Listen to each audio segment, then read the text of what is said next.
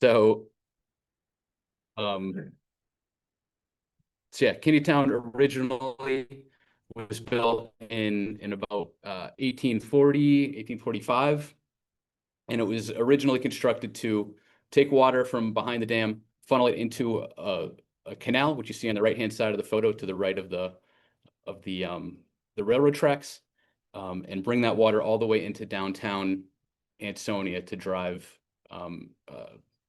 factories that were in downtown. So that went through Coe Pond, and that canal extended all the way into downtown. In this photo this drawing from 1921, you can actually see in the upper right-hand corner Coe Pond. If I can use this laser pointer here. You guys see that on the screen? Yeah. Okay. So Coe Pond is up here. And then a canal came all the way down to where East Main Street is now. There was a reservoir that held water, and it drove these factories that were down along the river.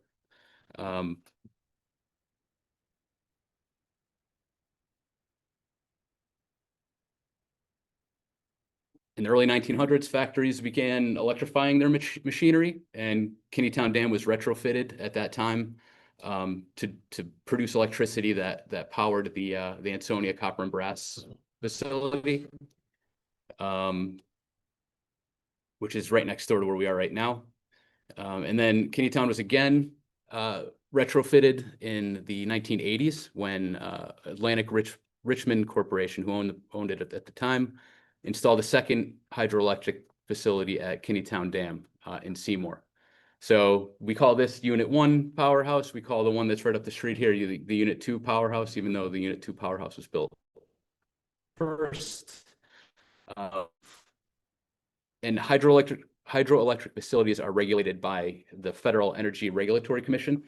So this facility is still regulated by that federal entity. As part of their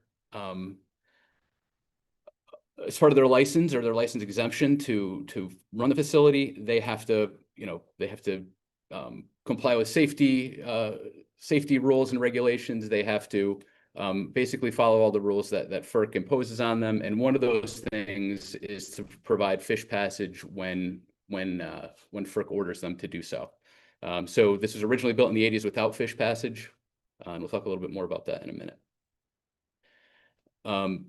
So for 200 years, the Naugatuck River has really been abused and been used for various purposes. Anybody lives in the valley or heard stories about growing up in the 50s or 60s. The river used to run different colors depending on what was being done upstream. It was really a dead river for a really long time. It even caught fire, and as I was looking for a newspaper article about this, I found that it caught fire a bunch of times. It wasn't just once.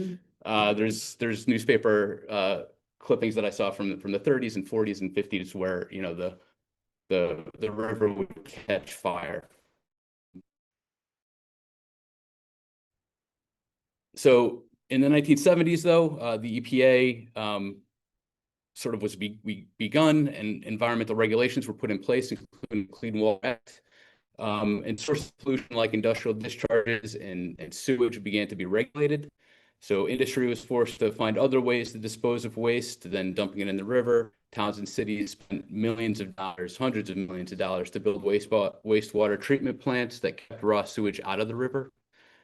The Naugatuck River, just rebounded incredibly quickly. So, by the 90s and 2000, fish returning, wildlife's returning. I passed a bald eagle on my way down here in Naugatuck, flying over Route 8. So, there's people fishing in the river, there's people kayaking and canoeing in the river. It's really made a huge comeback. And in the 1990s, the state saw this and saw that the habitat was improving, the water quality was improving to a point where it could once again sustain migratory fish. And they began implementing a plan to restore migratory fish to the river. and they removed barriers to fish passage all along the river. As part of that plan, dams in Waterbury and Naugatuck were removed by the state. So on the left-hand side of the screen there, there's Chase Brass Dam, the Anaconda Dam, the Freight Street Dam, and the Platts Mill Dam, all in Waterbury, and the Union City Dam in Naugatuck. And on the right, this was sort of thought about in the 90s, but not implemented until 2014. The Tinnu Dam in downtown Seymour was bypassed to allow fish around that dam because it could not be removed.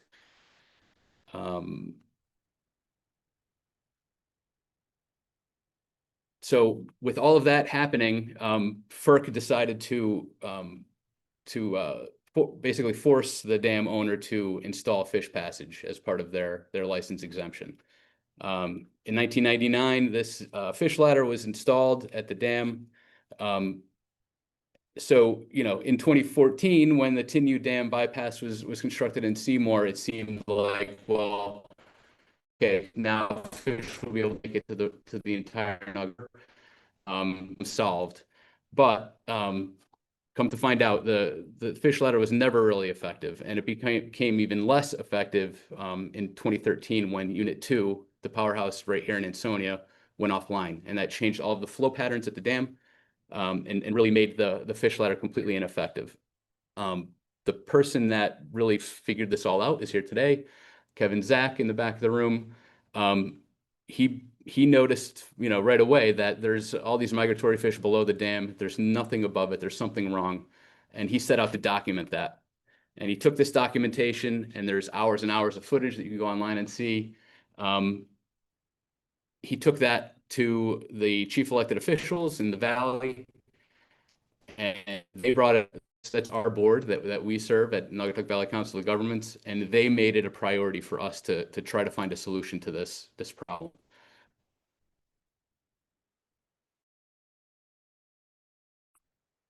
So right now, as the way things stand right now, is Kinneytown Dam is the one obstacle between migratory fish in Long Island Sound and 20 some odd miles of main stem river, and then miles and miles of tributaries that those fish can use to spawn and live in. So we got into this because of fish, but as soon as we started looking into this, it became apparent that fish passage and preventing fish passage is not the only impact that this is having on the region and on Ansonia and Seymour. As we saw in August last year with the really big rainstorm we had, this dam is a direct threat to the infrastructure that's next to it. So the washout that happened on the rail caused by the dam, we found that the facility has not been maintained in decades.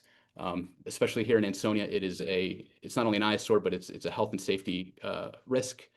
The Copon Dam we found, that's the center photo there. We found that it has never been maintained. It has not been inspected. It's very dangerous. We think it was at serious risk of overtopping. We undertook a project last fall to be able to change the water levels in the pond. But previously, we had no way to control that. So now we can raise and lower those water levels, and as we lowered them last fall. So it was at a lower state for a while, and we just raised it this week to do some work that needs to be done, and I'll talk about that in a minute as well. But we have that control now, but that does not, it doesn't solve the long-term safety problem of that dam. And all of this, on a facility that's no longer producing any electricity. So no electricity has been produced by Kinneytown Dam since 2020, and it's not commercially viable as a hydropower generator anymore. The owner is really abandoning it, and has told FERC that they don't have the ability to make even the minor repairs that need to be done, and it's just continuing to fall further and further into disrepair. Despite not having any benefit to the community, it's increasing flood risk up and downstream of the dam. It's negatively impacting water quality, It's blocking natural sediment flows in the river. It's a public health and safety concern, and it blocks recreational access to the Naugatuck River in Seymour and Ansonia. Just since we're in the neighborhood here, right next to 4th Street, if you walk to the end of 4th Street, so we are, I believe we're right here in this building. If you get onto the end of 4th Street and go up North 4th Street parallels sort of this dead end canal. So when I said earlier that, the original purpose of Kinneytown was to deliver water into downtown Ansonia, this is how it did it. This canal extended further south. The southern half has been filled in. This northern part here is sort of a dead end. And if you go out and look down North 4th Street, this is what North 4th Street looks like looking north. And right on the other side of this fence here is that canal.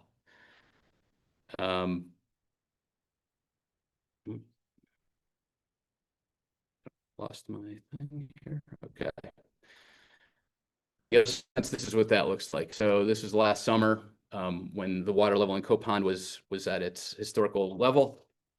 This water in this canal is stagnant. It smells. There's mosquitoes, and this is really basically in the front yard of everybody that lives on North 4th Street. After we level, this is sort of what it looked like. It might have helped a little bit with the mosquitoes, but it's still not solved. This is still a problem. This is still, in people's front yards that,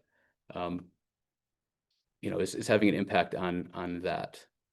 If you go up the street a little bit further, this is the gate that leads to the Unit 2 powerhouse. On the other side of that gate is the northern part of the canal that leads into Coe Pond. It's full of garbage, so all the garbage from the Naugatuck that makes it into Coe Pond, the current sort of pushes it down this end, and it just sort of accumulates here. So it's full of trash. Again, it's not a pleasant environment. And again, after we were able to lower the water levels a little bit, you can see just all the trash that's in there. So, our project is really aimed at solving all of these problems. We realized that removing the dam, removing this facility, removing these issues, the only way we could really do it is by removing the dam. And in about 2020, we realized that, we really need to do something about this. We're fortunate enough to have some federal funding come up, and we applied for FUNOA to start this work, to start the design and begin figuring out how we can remove the dam. So with our partners, Save the Sound and the Naugatuck River Revival Group, we put together an application and we developed this project to remove the dam. The intent is to acquire the project. So right now it's still owned by Trimaran LLC, who is a sort of single purpose entity that's holding the property. We're planning to acquire from them using the Connecticut Brownfield Land Bank, which is a nonprofit partner that we have involved in the project. And the land bank will hold the project while we remove them, and then it will likely, in public hands at the end. We still haven't figured out exactly how that's going to happen yet, but that's the intent. So we're going to hold it while the engineering design is completed for the dam removal. We're going to work through the decommissioning process at FERC to remove the dam. We're going to relocate sewer infrastructure that actually goes underneath the river above the dam. So that has to be removed and moved before we actually remove the dam. So we're working on that as a separate project. If anybody was here last meeting, we had the engineers from that CDM Smith, who's working on that project. They came and presented. And then once the dam is removed, we're going to restore the Naugatuck River and develop recreational access to the river. This basically 4 miles of river has been, no resident's been able to access it safely. Let's say that. I know people are still accessing the river, but it's really been from safe access. And throughout, we're going to be engaging stakeholders and residents like you all with these meetings, these regular meetings, and and through our website and other ways as well. And here's our timeline. We're working on acquisition right now. The engineering work is underway. Paul will talk about that in a little bit. We are doing all of the environmental testing that has to be done. We're developing a sediment management plan this year. We're going to continue these meetings, and the sewer siphon design is supposed to end by the end of this year. In 2026, we're going to continue the design. We're going to go through the permitting and FERC decommissioning process, and we're going to hopefully start the construction on the sewer siphon work. And then 2027, we're hoping to begin the dam deconstruction, and by 2028, enjoy the new restored Naugatuck River. Now, there's a lot of uncertainty, but that's our working timeline right now. And then the funding we have involved, we have $15 million from NOAA through their barrier removal program. We have $1.6 million from Connecticut DEP through their supplemental environmental program. EPA has been helping us to do all of the environmental testing. They've spent well over $900,000 now doing that work. We have funding through congressionally directed spending for the sewer relocation work. And we also have a DEP trails to help us design a portion of the Naugatuck River Greenway Trail through the project once the river is restored. So right now we have about $21 million committed. We're out looking for funding all the time. We've submitted 2 new NOAA applications in the past few months. We've submitted an application for brownfield program funding through Connecticut DEEP. We've also resubmitted 2 applications that we made last year for congressionally directed spending for portions of the project as well. So we're continuing to look for funding to bridge the gap that we know we have in the funding. So some project updates. Sewer relocation is moving along. Like I said, CDM Smith is our engineer. They've been working on wetland delineation and survey. So you might see them out in the field. They have geotechnical investigation scheduled in June. So they're going to bring a barge out and put it in the upper canal and use that to do borings underneath the canal to see what is under there, because that's probably going to be the location of one of the sewer lines. So as part of that, we had to go out, and they couldn't put the barge into the canal with the lower water level. So we've temporarily re-raised the water level. It's not quite as high as it was historically. Still do have the ability to go out and remove stop logs to lower the water level. So we'll be watching the weather forecast, and if we need to, for safety, if we need to do that, we will. So we'll be out there in the beginning of June. And then after that, we will relower the water level in Coe Pond back to the way it was for the past several months. Paul? Or you could keep going if you want. You want me to keep going? Sure. And I'm trying to pass back to you. No, go ahead. Okay. Need a break. Take a breath. So we're working, through a competitive bidding process, we hired a consultant team consisting of GEI along with their partner Interfluve. These are 2 firms that have a lot of history or a lot of experience with river restoration and dam removal projects like this. Interfluve is one of the most reputable, I'd say, in river restoration, and GEI has extensive experience in complex construction projects. So they rose to the top of the bidders that put in on this. They've initiated the regulatory process, gone through the natural diversity database inquiry, identified a few species that are sensitive in the area, bald eagle and blueback herring. And they're also reaching out and coordinating with the U.S. Fish and Wildlife Service to go through their permitting process as well, related to sensitive species. They've initiated the data collection phase, so that's site survey. So in addition to the work that CDM Smith has been doing for survey for the sewer line, their surveyor has initiated bathymetric survey of Coe Pond and Kinneytown, and that was done by helicopter. So you may have seen a helicopter in the area. And then they're also doing a topographic survey also from a plane. This is going to be from a fixed wing plane. So they're using two different kinds of technology depending on whether they're trying to go below water or just land. And so those are happening now, and I think I actually are done at this point. I don't think there's any more flying over that has to happen. They're now in the sort of stage of that. And then we wanted to let y'all know that we're doing these meetings. A lot of these have been sort of one directional. We've been asking or answering questions as they. There's a plan for us to do a future design workshop where you will get an opportunity to review some conceptual design renderings and provide some comments on that.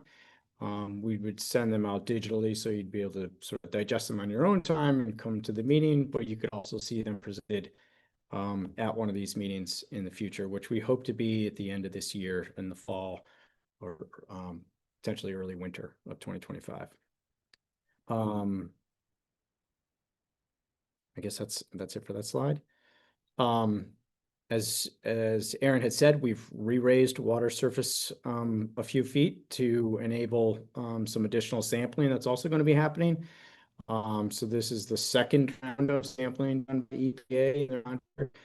They've been around to confirm presence or absence of contaminants, and now we're getting a little bit more detailed and trying to understand the vertical stratification of that in both Kinneytown and Cove Pond. All this information is critical for us to understand how we're going to manage this sediment responsibly, and it's information we need to present to DEEP, who is so we're in lots of discussions with them about how to handle this sediment, both behind the dam and at Cove Pond. And the first round of results had been posted on the website back in the fall, November, I think. So that's still up there for anyone to review. And then in addition, I'll just keep going if you're okay. Yeah. In addition, also here with us today are two individuals from RealQuest Films. We had funding that we wanted to put towards developing a documentary about this project. And we've arrived at an idea of doing it in a 3-part series. We went through a competitive bid process. Surprisingly, there were a dozen really good documentary film teams available in the area. Went through interviews and eventually selected RealQuest Films, who are here to sort of just begin gathering information and attend some of these community meetings and start to get some footage and interview folks that are impacted by this project. And so their first part here will sort of cover the history of the dam and industry dating back centuries in the river. And that's sort of what will be their sort of first segment or first installment in a 3-part documentary series. And they're both in the audience. I don't know if you want to just stand up and introduce yourselves. If you do, you'd have to come to this podium so you can be heard by those online. Sure. Voice. Sure. You look like Hollywood. Right? Oh, thank you. That's very generous. So hi, I'm Ryan Smith. Yeah, I'll pretend I'm from LA. I'm Ryan Smith. I'm the co-founder of RealQuest Films. This is my partner, Jerry Monkman, co-founder of RealQuest Films. Hello. We're based out of Portsmouth, New Hampshire, so we're in the area. But we work on a lot of river restoration projects. We have a writing photography background, and now we're conservation storytellers, videographers, cinematographers. As we've seen these projects evolve, like Kinneytown Dam, we've realized the importance of telling those stories through video. We still do photography and writing, but we use that in the whole storytelling process. And video, we use drones, GoPros, ground cameras for our interviews. Yeah. And like Paul said, part 1 is telling, usually for a lot of these river restoration projects, are telling how we got here. So we'd be talking a lot about the history, working with Kaylee at the Historical Society, really going back in time to just see how this happened, for better or ill, and then talk about where we're going in part 1.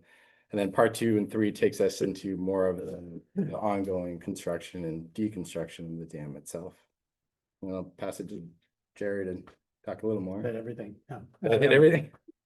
I think the reason Save the Sound wanted to include a documentary with their grant application was because they see this as a really regionally kind of historic thing that's happening, this decommissioning, and they want to be able to tell that story in a really visually compelling way and in a lasting way. Because there's a lot that we can learn, but a lot other people in Connecticut, around New England, around the country can learn, because this is not the last dam that's going to be decommissioned in the United States. There's tens of thousands of dams in similar situations. So I think that's kind of why we wanted to include a storytelling part to this whole project. And I do want to mention, Ryan mentioned drones. I tell everyone now who I have to go on their property or near their property that we'll use drones, and it's not the Russians or the aliens. So you don't need to get your tin foil hats on or anything like that if you see us. And you might see us, we probably will be here 1 or 2 days a year in this area at the most, but you may, if you see us around with camera gear and stuff like that, feel free to say hello and ask us what we're up to and tell us if you've seen anything interesting or cool or uncool happening, and we'd love to know about it. Thanks. Good. Thank you. Thanks.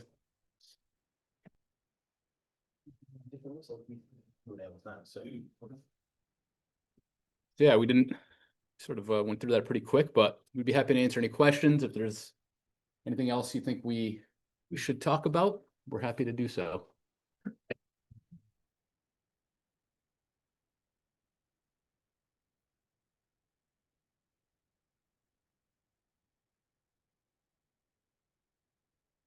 Member of the audience have a question?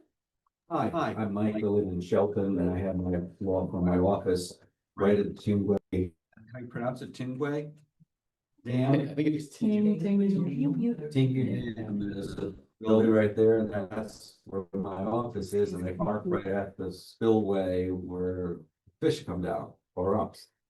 Is it my understanding that as of now, there are no fish getting past the Kinneytown Dam? No fish.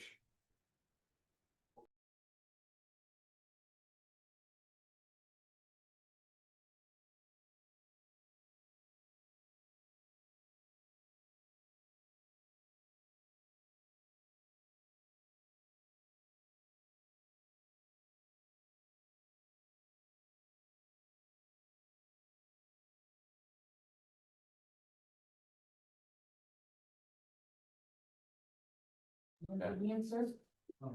You know, right off the top of your head. Well, I haven't been hanging around the base of that.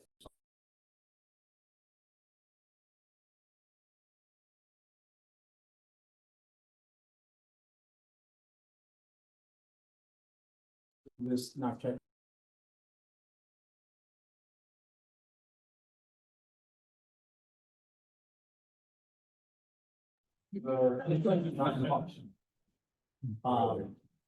As Aaron had relayed, it was not really functioning even when it was working, and then when Antonio unit went offline, it changed the flow patterns.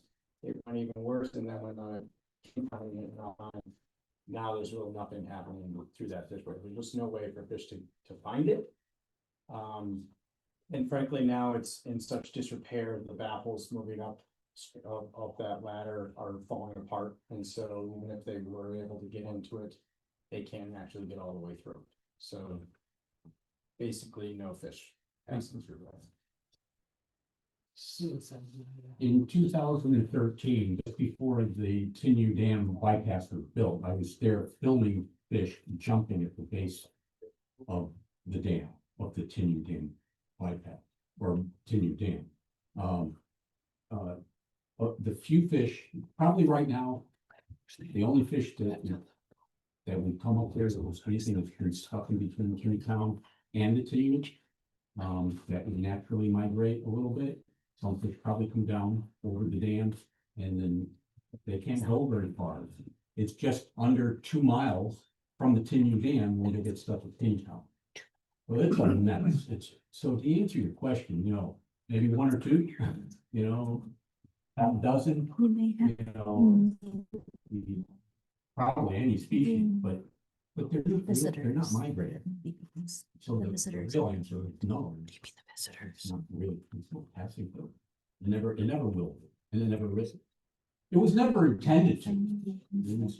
It was just, an unintended consequence, of the dam and serving man. At that time. An externality, a negative externality, to life. It wasn't put in the equations when they first built the dam. There was no thought of down the road consequence. And it's, by the way, it's not just fish. There's a baby, young beaver that's stuck there. If anybody saw in the news when, Summer, the German Shepherd, got stuck at the gatehouse, and there was, a serious rescue that was filmed, and people would have lost their lives, first responders that went in there. And the dog was rescued. I've seen, has anybody ever seen a porcupine around here? I found one dead at that same spot where Summer went. And the opposite end is where the baby beaver is, that we'll probably go try to get. So it's not just these fish. It's been a killing machine since it was built.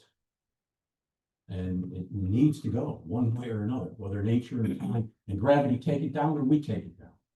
So the things that we don't see are constantly going on and happening. And it is pretty sad. If you have a heart, it will bring you to tears if you spend enough time down there, whether it's through the night, because it happens 24 hours a day. I've been down there in the middle of the night when there's an amazing amount of creatures down there that are swimming right through your legs down at the base of the dam. So that's the long part of it. Do we have any questions online? None so far, but I will let you know. Any questions in the room? Any early indications of the amount of toxicity in the sediment? Question of any early indications of toxicity in the sediment? Yeah, the first round indicated a pretty typical suite of pollutants from non-point source runoff, but also higher metals and various compounds associated with the history of industry. That's both in Kinneytown and Copan. And part of the sampling is to get a better understanding of how that's distributed and how it can be potentially remediated or capped and contained either by the river or in Copan. Any follow-up questions about that? Yeah, last time we were here. Was there mention of some type of different sediment removal, different process or something? There were, we're still open to the ideas of various sediments, like management approaches. Like, for example, if we find there are certain layers of sediment that are not contaminated, we will try to develop a plan that allows for a passive release of some of that, like downriver. For managing other kinds that are contaminated and can't be passively released, that's often dealt with by containing it on site, burying it in clean fill, moving it to an area where it won't get eroded by the river. But we are exploring a different remediation technique that's called, right now has the commercial name of EcoSpears. We just started testing it out in Kinneytown. Quite honestly, it's a little bit limited. It's hard to apply it to the depth and size of this project, the 20 feet of sediment we have, multiple of the 40 acre in Naugatuck. So look, those things are pretty limiting and make that technology a little bit more difficult to use. And then there's also when we dredge and pump, there's also what's called soil washing. That's a more standard technique. It's expensive, but it can be done to help remove some contaminants when you're moving sediment from one location to another by hydraulic dredging. All of the options that exist out there are kind of on the table at this point. We're still trying to figure out what can work. Thank you. If the contamination behind the dam is safe, could that sediment used on North Fourth Street to fill in the rest of that canal that's there, that's not used for anything? Or is the Naugatuck gonna be opened up to the canal?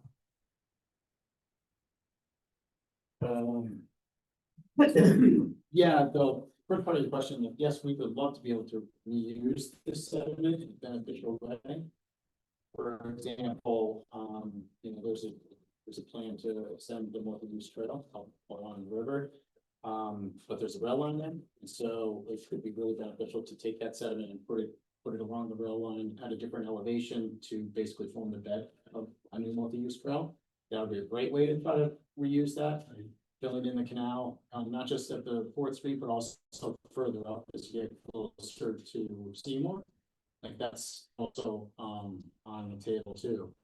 But so is also the route of the new sewer line. Like that's likely to get routed. One of the alternatives that's leading right now in the analysis that's going on is to route the sewer line down through the canal itself before it goes back under the river.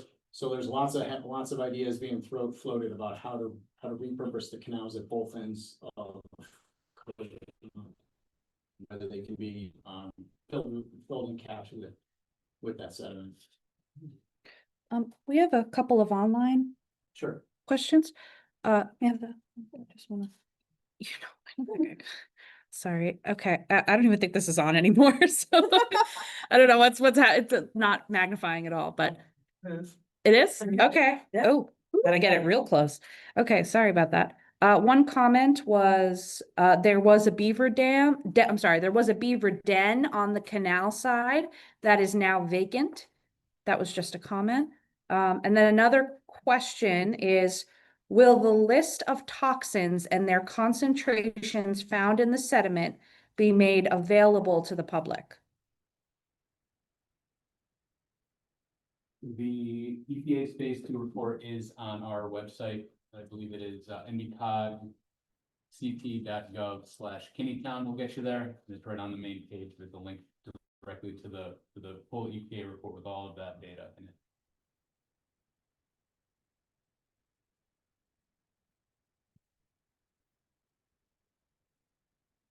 Any other questions?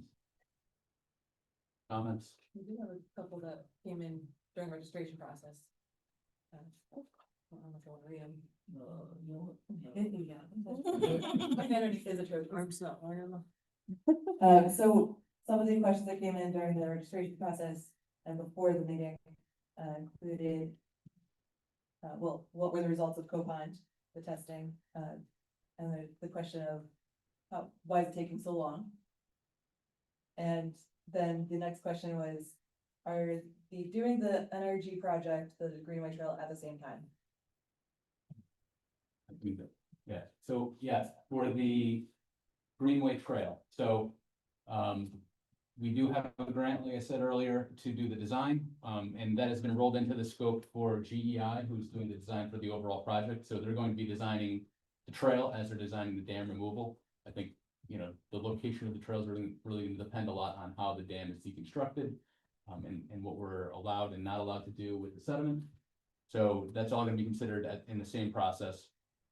And then, yes, we're hoping to, as part of the restoration of the river, to also build that trail at the same time or shortly thereafter. So that is part of our overall project plan.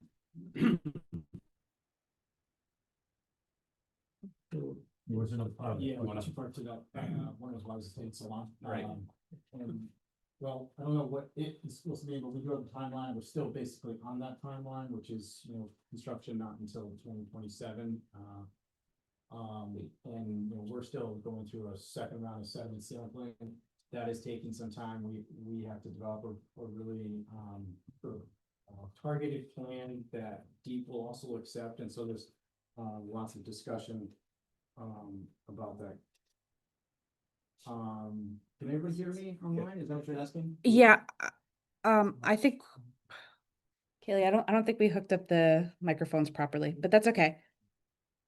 It's gotta be like right next to my mouth. That's the problem. Maybe Yeah, I know. Yeah, they're saying it's very quiet.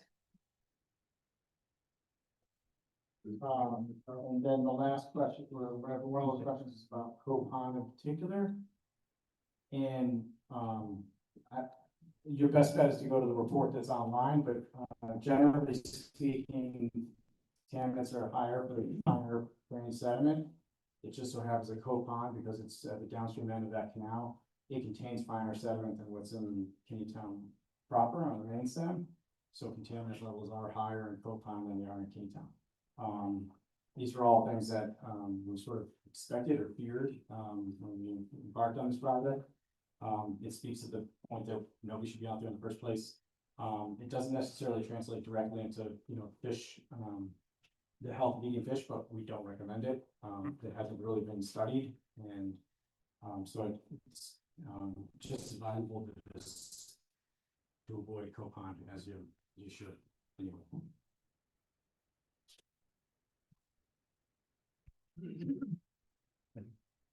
Regarding the future trail, I hope it's gonna be on the east side of the river where there's some natural vegetation and trees, as opposed to along Route 8. Anybody thinking about that at this stage?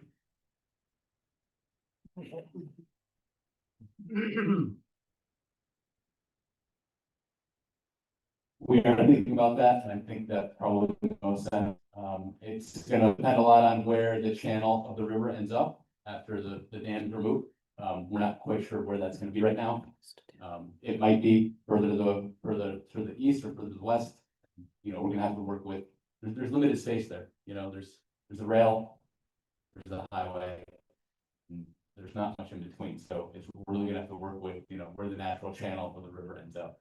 Well, the rail noise is very infrequent as opposed to Route 8, which is constant. I mean, you're not gonna have any natural experience walking along Route 8. It's very true. I have a question about what he was just saying, the vision for the trail. So the vision for the trail, is it like in Ansonia where, you're up here and the river's down there, or would there be river access for like fishing and that kind of? So I think there's going to be spots where it might be up on the elevated dam section along Copan. It might be, in the old canal. That's all gonna be determined as we go on. But, one of the goals of this entire project is to have river access. It's gonna be accessible through from the trail. We talked a little bit about last time, there's really only right now 2 potential access points because, you can't legally cross the rail or safely. Right. So we're gonna have to go under the rail. Right now, there's two bridges. We've been in discussion with DOT about, when those bridges are no longer needed, when there's no need for the canal anymore, that bridge is not gonna be necessary anymore. But, we've been talking to them about, whatever drainage, needs to be done to also include, pedestrian access underneath the river. So that's gonna be something we're gonna be pushing for, from the department, throughout this process, but. I mean, access underneath the rail or the river? Access underneath the rail to the river. And I think there's a really good opportunity to have a trail, more of a foot trail along the river for fishing access. There could be a potential for, a fishing platform or something. I think we're gonna look at all those options. Thank you. 2 microphones. Another thought concerning the trail, we saw the recent floods, how severe they were, the damage they did to the railroad embankment along the river. So I think the main stem of the trail should be flood hardened, with riprap, whatever you have to have, and then there's gonna be little spurs going down to get to the water. And that's my idea, because if you make the main spine of the trail at a low elevation, if you have a major flood, it would be devastating. Yes, absolutely. We've been looking at for other sections of the Naugatuck River Greenway as well, where they're in flood areas. We've been looking at similar trails. The Riverfront Recapture Trail in Hartford is along the Connecticut River inside the flood walls in Hartford, and it floods every year, a couple times every year. And they've done a really good job with the design so that, it really is not impacted that much. It doesn't damage it. You gotta go out and clean up silt and things like that after that, but You know, there's definitely ways to build a trail so that it can be flooded and not be damaged, so. Good comment. The estimate of the best estimate so far I've ever heard of where that, the riverbed is, it's on the west side, close to where the unit 1 is. That was given to me by somebody that was involved with Kinneytown for decades. He was head of fisheries at D. And he told me once that that's where he thought it was. I don't know why, but that was his thought. We've learned recently that, gathering, plans for Route 8, we've learned how much they actually built out into the river to build Route 8. So it's really interesting how much that valley has changed. You know, there's only so much we can restore it back to its original condition. We have the rail line and Route 8 encroaching on both sides. Part of the challenge in the design process.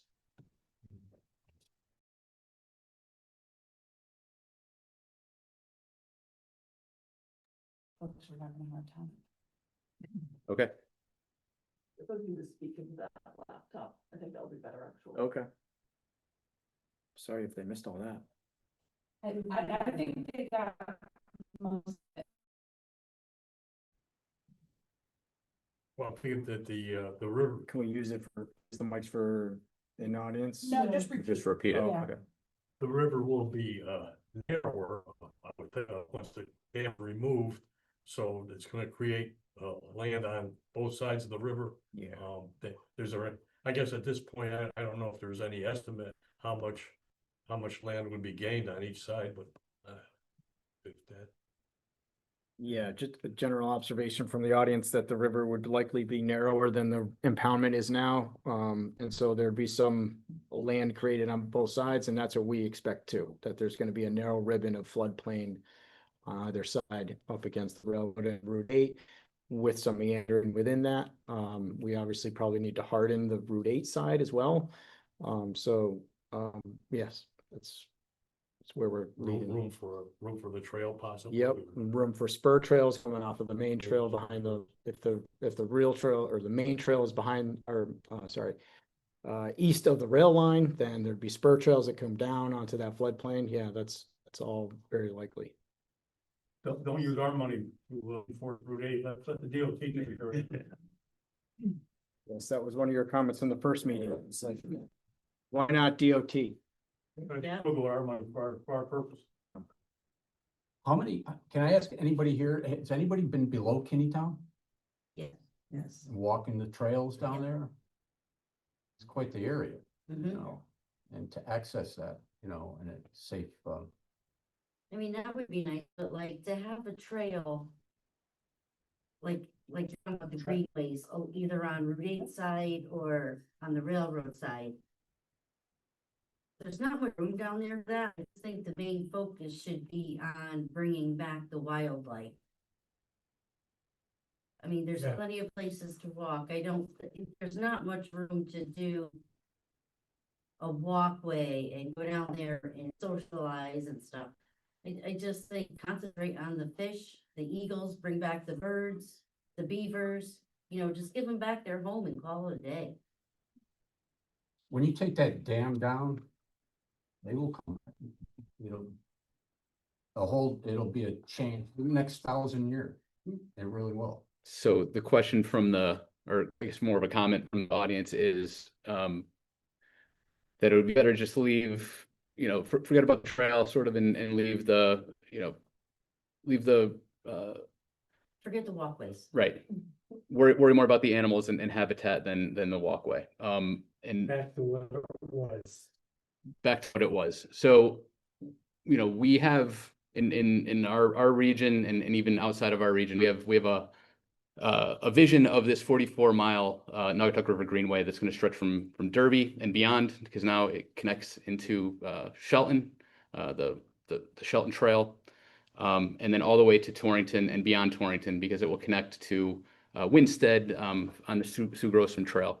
So the Naugatuck River Greenway trail is really you know, it's one of our other priorities in the region is to try to connect all of our downtowns along the river with a multi-use trail, so that people that, you know, want to recreate can get out and recreate, but people that don't have a vehicle or don't want to own a vehicle can have a way to you know, get from, say, Naugatuck to Waterbury along the river, which they will be able to soon.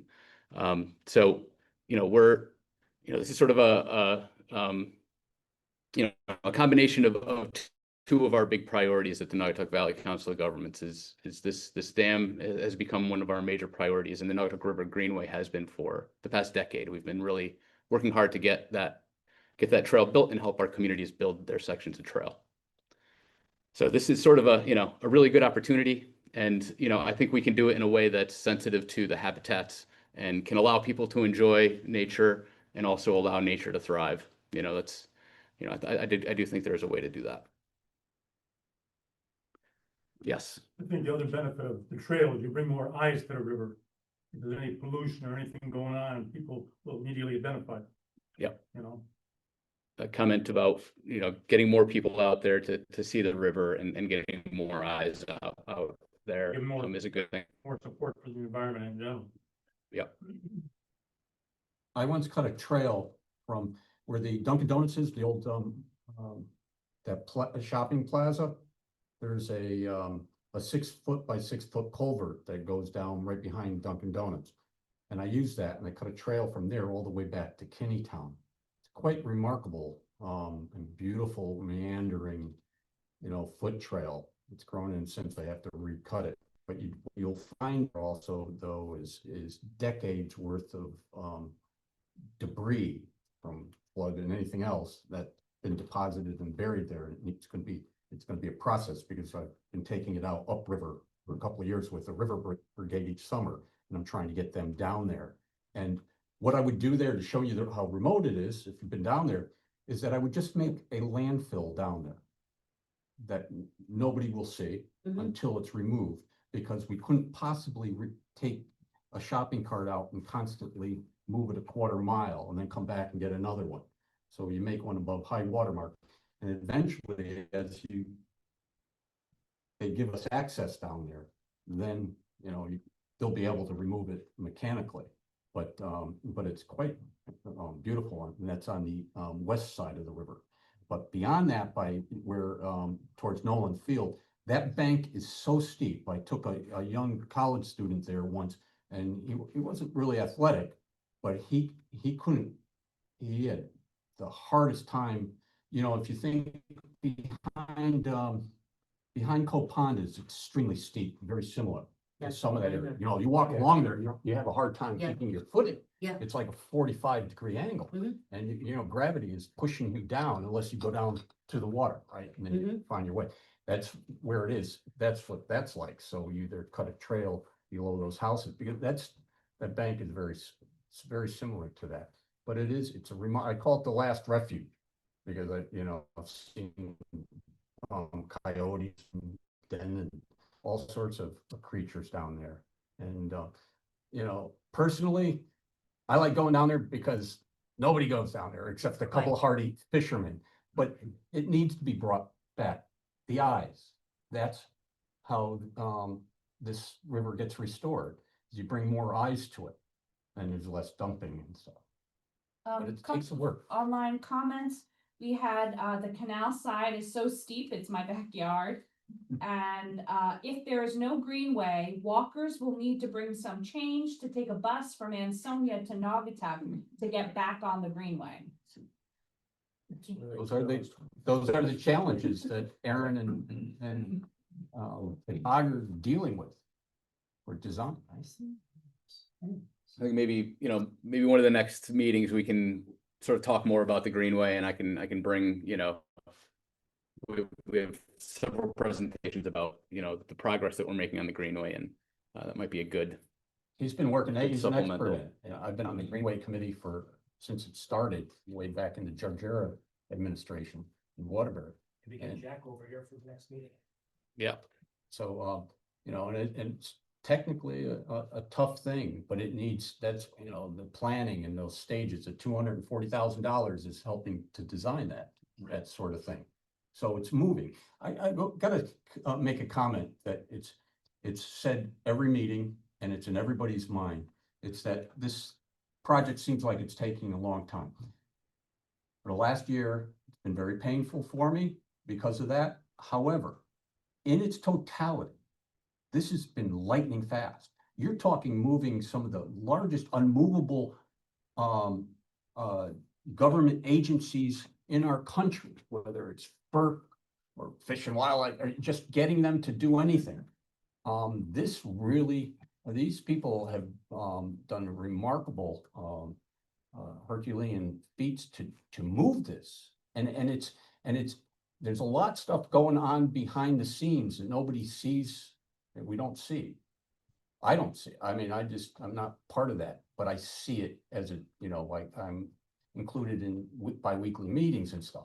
So it really is, you got to be patient, and there is some definitely pain, but it's the project has its own momentum and will, take off at certain points, like, whoa, but it has moved fast. Yes. I hiked in that area on the east side there below Kinneytown Dam. I got in there. There was I think there's like a sand and gravel company in that area there, but On the west side, right? Yeah, I'm by sorry, Nolan west Field. side. Yeah, I'm yep, sorry. yep. I'm sorry, the west side. And I was wondering, as far as as I went upriver from the sand and gravel company, it was flat area in there. Is that somebody's property, or is it? Did you see the the homeless shelter? It looks like I it saw was something elevated. They there. elevated. It's quite the structure. Yeah, but I was wondering, is that, anybody have any ideas as to? I do not know that. Okay, I don't know that. okay. The question was about the sand and gravel operation on the west side of the river that I really don't know anything about. Sorry. I hear it, that's all. Okay, Ansonia, stone grinding and everything. Yeah, I was wondering, like, if there's the federal laws about a floodplain, or where it's federal property. I always, as a kid growing up, I heard, the rivers are federal property, that kind of thing. Yeah, I don't know.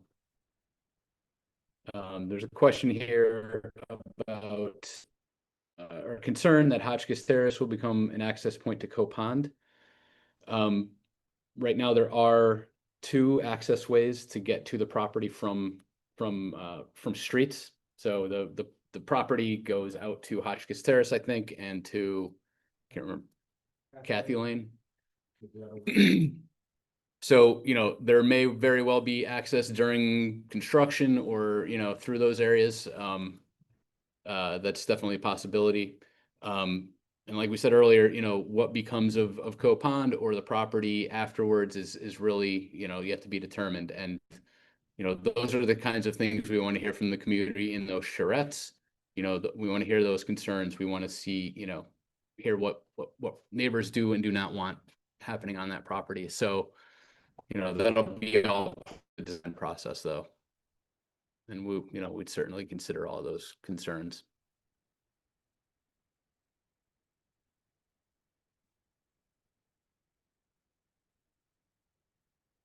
Any other questions from the room? Other questions online? We're selling them. This is an auction going. Yeah. All right, I guess that means that we are pretty much wrapped up here for the evening. So thank you all so much again for coming out. Wait, you have a I question? just want to say one thing. I appreciate everything that everybody is doing, especially that gentleman right there. He knows what he's talking about. And it's long overdue. Whatever you gotta do it. Thank you.